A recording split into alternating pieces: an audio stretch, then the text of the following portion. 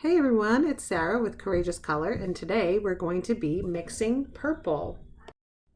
So I'm going to start with a dark purple, which is 2 parts blue and 1 part red.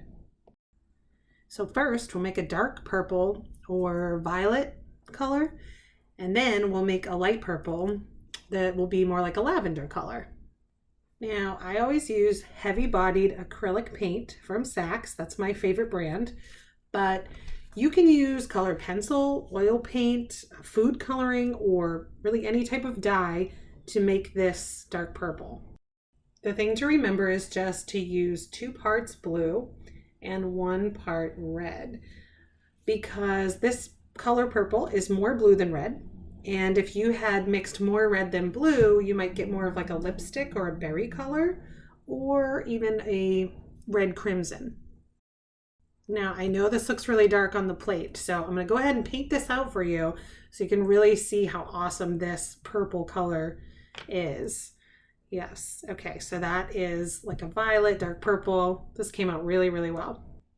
Now, if this has been helpful to you, make sure that you like this video and share it with a friend. And make sure you're subscribed to my channel because I upload color mixing videos all the time.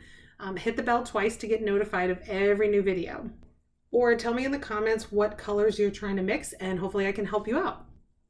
Now, I said we were going to do 2 shades of purple. So we've added about 1.5 parts of white to the violet that we already made. And we're just mixing that up to make this really pretty lavender color. This would be great for painting flowers or girls' clothing or something like that.